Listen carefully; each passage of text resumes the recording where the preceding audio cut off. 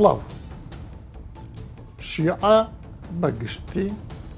ئەسحاب بە هەڵگەڕاوە و بە بێدی نەزانن لەبەر ئەوە جنێودان پێیان بە فەرز ئەزانن تەنانەت کاتێک گەڵێن عومەری کوڕی خەتاب ئەبێ بڵێن نەفرەتی خوای لێبێ ئەژینە خوان بە گوناه بارەزانن ئەم جنێودان و سوکایەتیکردنە بە ئەسحاب لە چۆوە هاتووە بینەرمان ئاشکرایە ئەسحابی پێغەمبەر و خێزانەکانی لە قورئانی پیرۆز و فەرموودەکانیشدا مەدح و سەناکراون بە تایبەتی کاروانی یەکەمی مهاجیر و ئەنسار کە قورئان بە ڕاشکاوی ناویان دێنێت و وەسفیان دەکات هەموو ئەهلی سونەش لەسەر ئەوە هاوڕان کە ئەسحابی پێغەمبەر هەرچەند مەئسوومیەتی پێغەمبەریان نییە بەڵام نابێت جنێویان پێ بدرێت یان سوکایەتیان پێ بکرێت یان دژایەتی بکرێن وێڕای ئەوەش کەچی دەبینین چەند گروپێک لە شیعە لە مێژوودا دژایەتی ئەسحابیان کردو و تەنها چەند کەسێک کە بە پەنجەی دەست دەژمێردێن بە ئەسحاب حیساب دەکەن ئەوانیش ئەوانن کە پشتی ئیمام عەلییان گرتووە ئەوەی جێی تێڕامانە ئیمامی عەلی و ئالوبەیتی پێغەمبەر و وەجەکانیشیان بەیعەتیان داوە بە خەلیفەکانی ڕاشیدین و ئەسحابیان بە کەسانی باش و پیاوی خوددا زانیوە وەک دەردەکەوێت ئەم بیدعەی جنێودانە لە ناو گروپێکی شیعەدا لە مێژوویەکی درەنگدا دەرکەوت بێت کە وایان زانیوە ئالوبەیت ستەمیان لێکراوە لەلایەن ئەسحابەوە هەرچەند لەم سەردەمەدا زۆربەی مەرجەعە گەورەکانی شیعە بێڕێزیکردن بە هەواڵانی پێغەمبەریان قەدەغە کردووە ئەوەش هەنگاوێکی گرنگە بۆ ساڕێژکردنی برینەکان و کەمکردنەوەی ناکۆکی نێوان شیعە و سوننە گومانی تێدا نییە پێغەمبەر درودی خوای لەسەر بێ بە تەنیا دینی نەگەیاندووە بەڵکو هەزاران هاوڵ و ئەسحابی بەدەورا بووە ئەو ئەسحابانە لە قورئانی پیرۆزیشدا بە کەسانی باش وەکە خوا لێیان ڕازیە باس کراون کەچی دەبینین شیعە بەجنێ و بە لەعنەت باسی ئەمە ناکەن هۆکاری ئەمە چییە؟ ئایا کاردانەوەی بەرامبەر بەوەی کە معاویە جنێوی بە عەلی داوە یاخود گوایە ئەبوو بەکر و عومەر خلافەتیان داگیر کردووە لە عەلی کوڕی ئەبی تاالب یاخود بۆ خۆجیاکردنەوەی فارسە لە عەرەب بە تایبەتی لە سەردەمی سەفەویەکاندا دوایی ئەمە کراوەتە دین و لە ناو هەموو شیعەدا بڵاو بووتەوە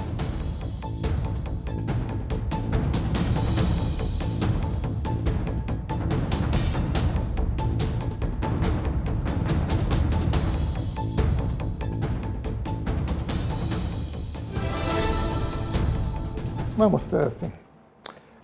لەم بینە فەوزایەک نرایەوە لەسەرەوەی یەکێک لە ڕادوودەکان وەکو بڵین سروود بێژەکانی شیعە ئەسحاب هاوڵانی پێغەمبەری بە عەسابە ناوبردبوون بە پرسیارەکە من لێرەوە دەستی پێ بکەم ئایا ئەم پیاوە بۆ ئەسحاب بە هەمویان ئەڵێ عەسابە لە کوێوە هاتووە ئەمە خۆی ئەوەی کەوتراوە یەکێکە لە بەناوبانگترین ڕادوودەکان لە وەسەتی شیعی بەڵام سەر بە مەدرسەیەکە کە پێوتێ مەدرسەی شیرازی ئەم مەدرسەیە زۆر تۆندن و تقریبەن لەبینی دوو قەوساتوانی بڵێ مەسەلەن سەلەفی جیهادی شیع یانی ئەچێت ئەو بابەوە و ئەمە محەممەد حسێن شیرازی کە سەر ئێران دانیشە و دەست بەسەرە حتا لەلایەن دەسەڵاتدارانی ئێرانیشەوە ئیقامە جەبری لەسەر و کوڕەکەی دەستگیر کرا ساڵی پار ئێران پیانەڵە شیعی بەریتانی و ئەوانە بڕوان بە تقۆسکردنی شەعائیر هەیە و بڕوان بە تەسعید هەیە و بڕوان و کاریگەریشیان لەسەر وەسەتی شیعە زۆرە لەبەر یەک سەبەب دوو سەبەب هەر سەر بە ئیمامەی فترەیەکی زۆر بەڵێ 12 ئیمامین و فترەیەکی زۆریش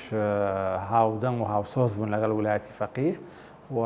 پشتگیری ئایەتوڵا خومینییان کردو لە بیداتی شۆڕشاو بەتەما بوون پۆستی گەورە وەرگرن لە ئێران دوای نێوانیان تێک چووە شیرازیەکان دووشیان بەدەستە زۆر کاریگەرە میدیای زۆریان بەدەستەوە قەناتی ئەنواری یەک ئەنوار دوو شەبکەیەکی بەرفراوان لە تاجرەکانی شیعە لە خەلیج دامیانەکەن و ئیمتیدادیان هەیە بۆ بەریتانیا بۆ شیعی هەندەران و ئەمانە ئیش لەسەر نخبە و لەسەر میدیا و لەسەر پاراکەن و زۆر بۆیە ئەگەر جەماوەریش نەبن جەماوەریان زۆر نەبێ کاریگەریان زۆرە بەهۆی میدیاوە بەهۆی تۆڕێک لە بازرگانەکانەوە بەهۆی ئەوەشی کە پەڕگیرترین گوتاریان هەیە لە باسکردنی سەحابەکان لە باسکردنی حوسێن و هیچ توقیە بەکار نایەنن شەرم و شۆیەک بەکار نایەنن لە ڕەخنەگرتن لە سونە لە لەعنەتکردن لە ئەسحاب لەو شتانی کە خۆیان باوەڕان پێ هەیە و مەبادییانە بەڵام ئەمە تعویل نییە لە هەموو شیعە یعنی کاز ئەم کابرایە بەڵە ڕادود لە فقهی شیعە و لە مەدرسەی شیعە مفتی نییە یعنی پێگەیەکی ئەوەی نییە ئەتیباری فقهی نییە بەڵام کاریگەری زۆرە سرود بێژ بڵێ ئەم سرودەهی خۆی نییە خوێنراوەتەوە بەڵام کە خوێنراوەتەوە حتمما ڕادود کە بە تایبەت بزات باسم کەربەلایی ئەتوانین ناویبنی کازم سایریشی ئەیان هەر شتێک لە زۆر کاریگەرە زۆر دەنگی جاوەریە کاریگەرە لە ناو شیعە لە هەموو هەندەران وڵاتانی ئەوروپی ومانەوانی هێشتەکە لەو فترەی دوایە لە عاشورای ئەخیرە ئەمار حەکیم داوەتی کردبوو بۆ قەسرەکەی خۆی لە جادریە هەموو دەڕۆژانی مەحەڕەم لەوێ حیای شاعیر و لە تخۆس و ئەمانەیە کرد و مارکەیەکیشیە بە ناوی بیکەی بۆ عەتر و بۆ هەندێک بابەتی ئەو شتانی کە بەلای شیعەوە پیرۆزن بۆ کەسێکە کاریگەری هەیە و بەناوبانە یعنی مەبەستەوەی بەس ئەوانوانە با بڵێن ئیسنەی عەشەریەکانی تر بەڵێ فیرقەکانی تر وەکو خۆمێنی و وەکو کازمی حائری و چێوچی ئەم مەرجعانە سەید سیستانی و ئەوانەی نەجەفی و ئەمە نەشوانین یعنی جیاوازی و اختلاف هەیە لە منزوری شیعە بۆ مەسەلەی سەحابە یعنی تۆ ئەڵێی شیعە ناوێکی بەرفراوانە بۆ کۆمەڵی گرروپ ئێمە هەر لە قەرنی چواری کۆچیە نزیکە هەفتا فیرقەی شیعیمان هەبووە ڕەنگە ئێستا بوو بن بە 700 ئەم فیرقانە هەر یەک لەوانە مەبنای خۆی هەیە ڕوئیای خۆی هەیە تەحلیلاتی خۆی هەیە بەعام نەزەریەی شیعە لەسەر ئیمامەتی عەلی دامەزراوە بەڵام ئەم نەزەریە بەر ئەکەوێت لەگەڵ ئەوەی بۆ عەلی نەبووە بە ئیمام یەکەم کەس کێ ڕێگر بووە ئەبوو بەکر و عومەر سەحابە لەبەرەوە هەندێکیان پیان وایە بۆ نمونە زەیدیەکان بە نمونە وەرگرین ئەڵێ بڵێ ئەوان بوون بەڵام شتێکی خراپیان نەبڵێ زەیدیەکان لە سونەوە نزیکن مقەستیر بوون دەربارەی ئەوەی نیان هێشتووە عەلی بێ بە ئیمام بەڵام شتێکی خراپیان نەکردو عەدالەتیان بەرپا کردو ئەمانە تەنها لەوە بڕێک خەتایان بەرەکەوێت کە نیان هێشتووە عەلی بێ خەڵکی تر هەیە پێی وایە نەخێر ئەوانە بێ بەلان بە نەفرەت بکرێن و شەو ڕۆژ ئیش لەسەرەوەکە و لەم ناو بەینەشە ڕیوایەتێک هەیە ئەو ڕیوایەتە هەندێک لە مەراجعی سەلمێنن و هەندێکی نایسەلمێنن کە گوایە ئەبوو بەکر و عومەر چوون پراسووی فاتمەیان شکانەوە و هجوومیان کردە سەر ماڵی ئیمام عەلی کوڕێ مناڵێکی لەبار چۆ ناوی موحسینە و ئەوانە ئەم ڕیوایەتە کە حتا خوئی کە ئوستاذی ئەساتیدەی شیعانی مەراجعی شیعیە لە مەبنای ئەوە ئەم ڕیوایەتە قبوڵ نییە یعنی محەممەد حوسێن فەضڵ الله زۆر ئیشی لەسەرەوە کردو کە ئەم ڕیوایەتە ڕاست نییە بەڵام شیعی ئیخباری ئەو شیعانەی کە بڕوان بە ڕیوایات هەیە یا هینا ئەیسەلمێنن یەک بێ سڵەمینەوە بێ یەک و دووکردن و باڕوان بۆ ڕیوایەتە هەیە بۆیە کەسێک لە نەزەری ئەوانە طبعا لێرە ئیشکالێک دروست بووە کە تۆ پێ دوایە عەلی یەکەمە و ئەحەقە بە ئیمامە و ئیمامەت بە دین دابنیانی بە یەکسانی بە تەوحید و بە ڕوکنێک لە ڕوکنەکانی ئوسولی عەقاید ئیمامەت بەچی دێتە جی بەوەی کە عەلی یەکەم بێ کە یەکەم نەبوو ئەوانەی کە ڕێگر بوون و ئیشیان بۆ نەکردویان نیان هێشتووە ئەبێ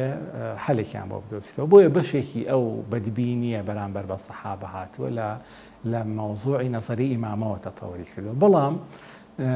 ئاشکراکردنی تەرویج پێدانی شێوازی باسکردنی ئەوهینە ناکۆکی لەسەرە لە ناو شیعەکان مەسەلەن سیستانی کە گەورە مەرجعی شیعە ئێستا بە فتوا و بە دەق و ئەمانە هەیەی کە نابێ ئەو اختلافاتانە تەصدیر بکرێ بۆ عام و بۆ ئاستی خەڵک یعنی ئەویش باوەڕی بەوە هەیە باوەڕی بەوە هەیە بەڵام نابێ بۆ عامە بەڵام باوەڕی بەوە نییە جنێویان پێ بدرێ باوەڕی بەوە نییە کە لەعنەت بە نەفرەت بکرێن باوەڕی بەوە نییە کە لە مەنابیری عام و لە شوێنی عامە باس بکرێن و ئەڵێ ئەبێ لە ئیطاری دەرس دروسی حوزە ولا ئیطاری بەحوس بەحس و توێژینەوە وئیلا جایز نییە مەسەن لەسەر مینبەر و لەو شوێنە گشتیانە خەڵک ڕابێنی لەسەر لەعنەتکردن بەشێکیش تریشی ئەکە خۆیان ئەپارێزن لە بەرنەفرەتکردن پیان وایە کە نابێ لایەنگرەکانی ئەهل البەیت لەعنەتکار بن یا جنێوە وەک بزانم شیعەی ئیمامیش توندڕەوەکانیش هەموو سەحابەوە یەک سیر ناکەن ئەوەی کە زۆر قسەی لەسەرکرێ عومەرە عایشەیە بزانم خالیدی کوڕی وەلیدە هۆی چییە مەسەلەن عومەر بەعزەگەڵێن لەبەرەوەی بلادی فارسی داگیر کردو و فەتحی کردووە عایشەش لەبەرەوەی باوەژنی فاتیمە بووە ئەمە چۆن تەفسیرکەی خۆی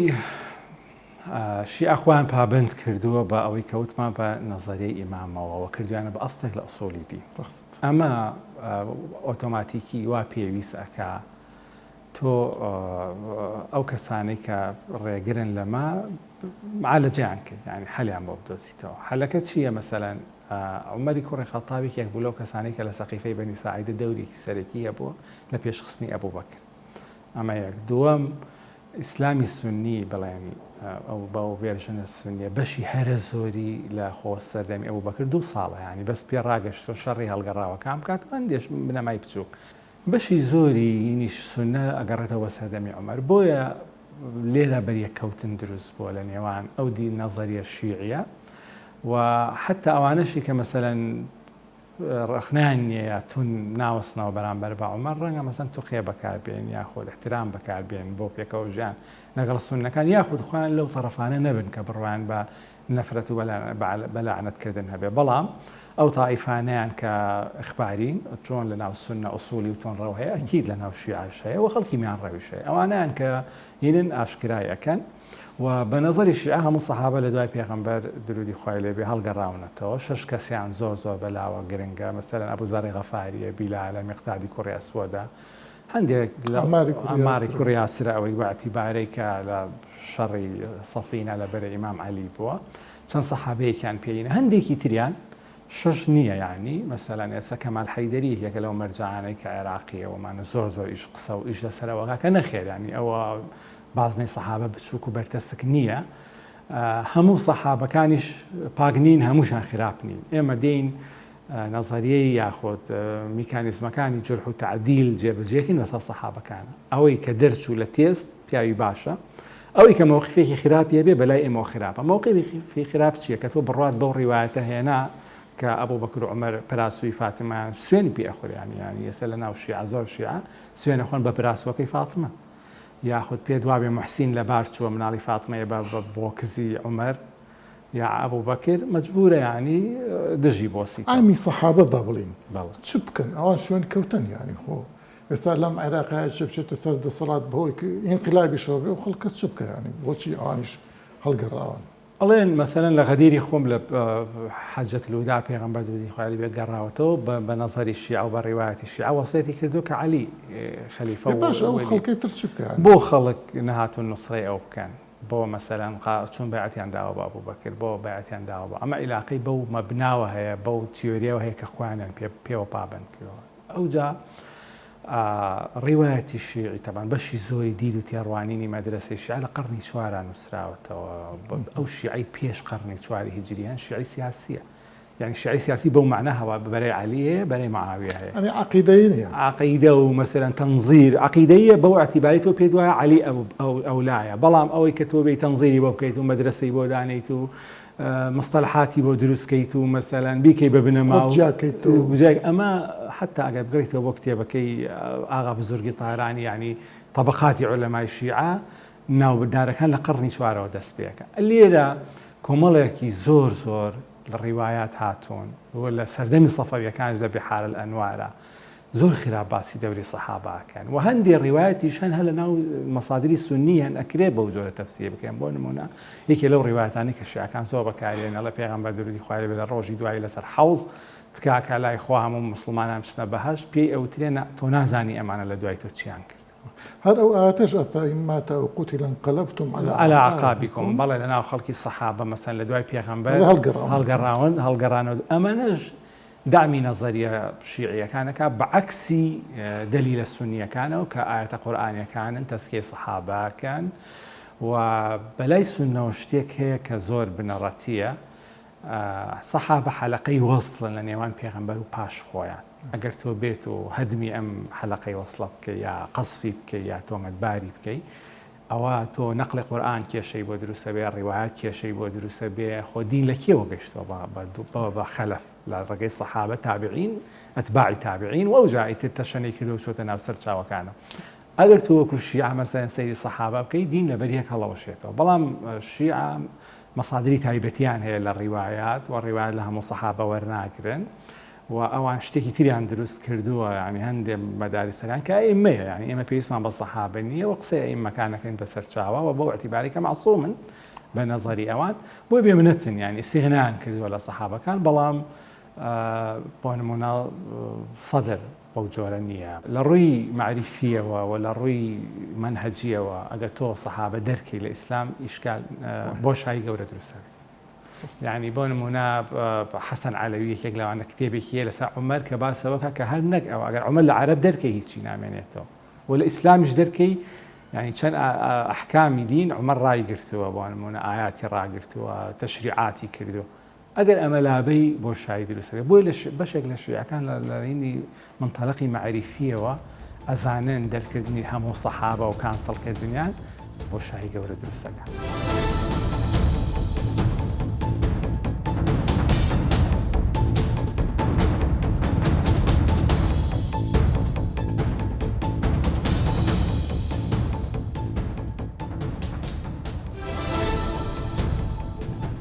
مامۆستا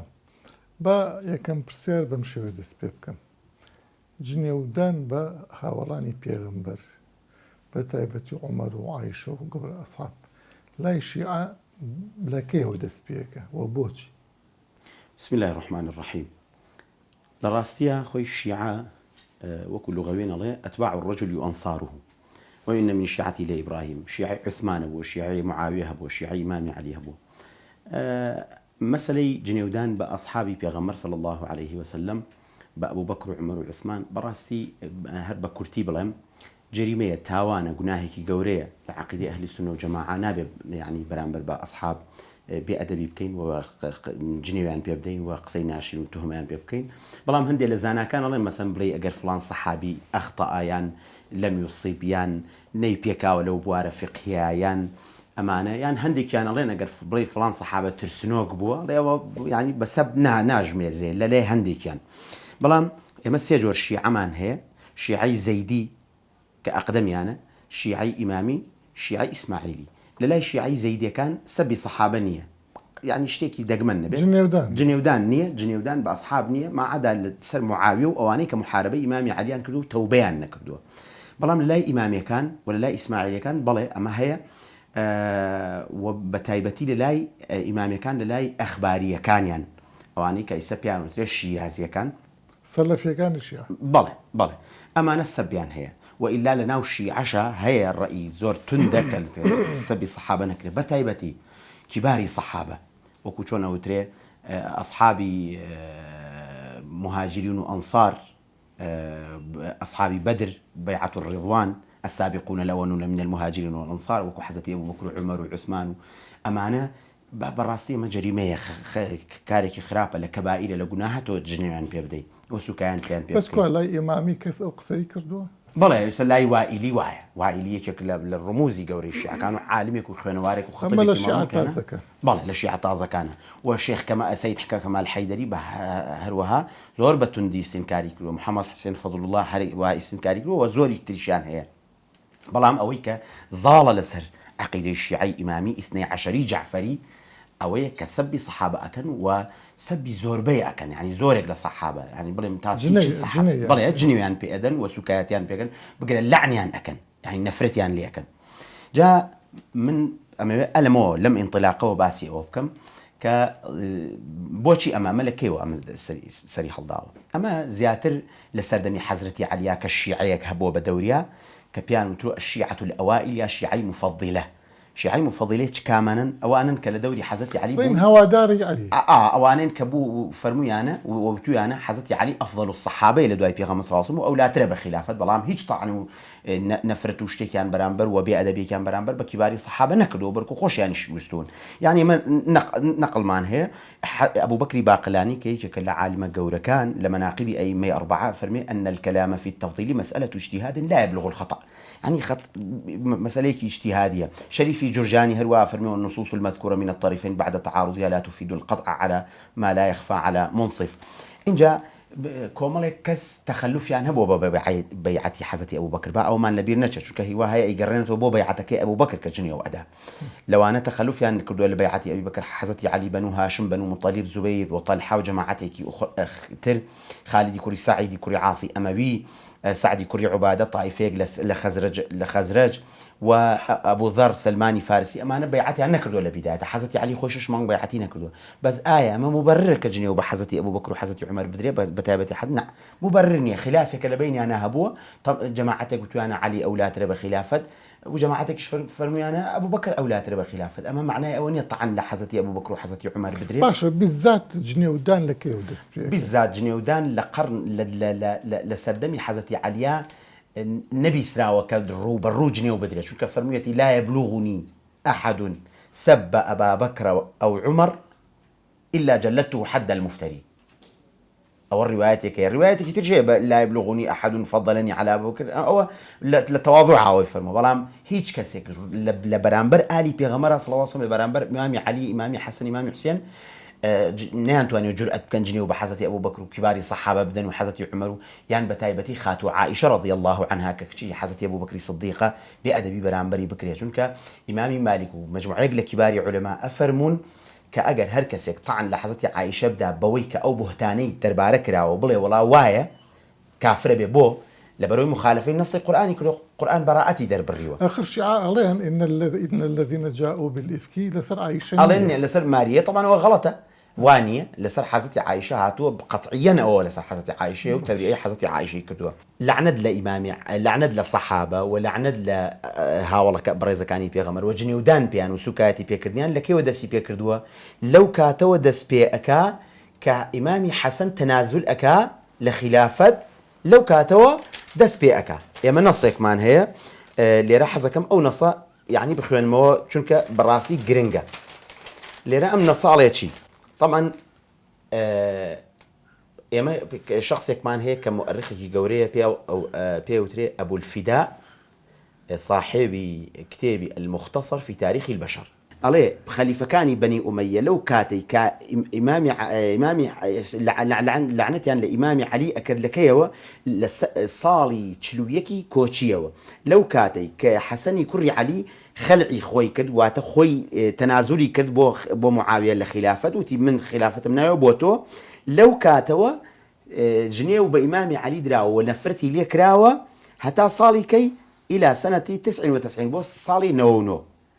آخر أيام سليمان بن عبد الملك وأول أيام عمر بن عبد العزيز لكات سردمي عمر كري عبد العزيز وأبطل ذلك بطالي كردو وكتب إلى نوابه بإبطاله طالي كردو تشي دانا يسوش مع مصاب برزكاني خمان من بركانا إخواننا إن الله يأمر بالعدل والإحسان وإيتاء ذي القربى وينهى عن الفحشاء والمنكر والبغي أوي لبري جنيو دان ولعنة الإمام علي دانا وعلماء أهل السنة قاطبة زور يعني لسر أون كاللعنة لصحابة يكم كسيك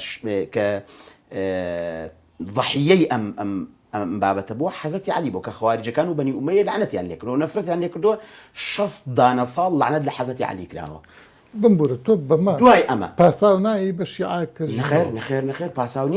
باساونية شيع أو كبني أمية كا جريمة أو كشيعي كا جريمة هيك فرق كبيرة دام ما بس مشي من بس نسر أو برسياري إيوه كألين لكي وأم دسي بيكردوها طبعا لدواي لتلم سردموا رد فعل دروسه به اواني هواداري امامي علي وشيعي امامي علي لما صار الصحيح كذا لا عشان كان امامي علي يفرموا بها والله بر الزكاني اواني كلا قريابون شو كواني لقى امامي علي ابون زورك صحابي بون يعني صحابي بيغمر بون ابن حزم فرمي وقد ذهب الى تفضيل علي على سائر الصحابه تفضيل كردني امامي علي كومالك للصحابة كاني بيغمر صلى الله عليه وسلم تفضيل يعني وكو كي وكو عماري كور ياسر زيدي كور ياسر هم سردمي أبو بكر يعني كواب هاول بون بو علي لك كيوا الشيعة جنيو تدن أصحاب بتابة عمر وعائشة وأمانة لبداية قرن 2 هجري ودس بيكا لو كاتوي كإمام زيدي كور إمام علي كور إمام حسين كان أسراو بوا بس زيد بن علي بن الحسين زين العابدين باوكي زين العابدين مشهورة إمام زيد جماعتك ينبولاي ألين يما اللي قلت عابين بس بزانين رأي توشي درباري أبو بكر وعمر إيش الله أبو بكر وعمر دو بياوي شاكي إسلام بون خليفة بيغمر صلى الله عليه وسلم وزيري با بيرم بون كبيغمر صلى الله عليه وسلم هەرچەند ئێمە ڕەمان وایە کە با پیرەمان کە عەلیە ئەفضەلترە لەوان و ئەحەقترە بووە بە خلافەت، بەڵام ئێمە لا نقول فيهما إلا كل جميل، هیچ هەوەی کە باش نەبێ و جوان نەبێ دەربارەی حەزرەتی ئەبوبەکر و حەزرەتی عومەر نایڵێن. ئەوانی دەڵێن وەڵای ئێمە ڕازی نین بەو ڕەئی تۆ، ئێمە بوار ڕازین کە جنێیان پێ بدەین. کاتمان نەما بەڵێ لە چ کاتێکەوە جنێ و دەست پێکا بە ڕەسمی وەک ئەوەی کە دەرئەکەوێ ئەوەی کە دەرئەکەوێ کە بەجیهارەن بە ئیعلان بکرێ ئەلەم سەردەم ئەوەیە لە سەردەمی زەیدی ئەلان کراوە لە سەردەمی زەیدی لە سەردەمی سەفەویە و سەفەوی کۆن کتێبی بیحار الأنوار و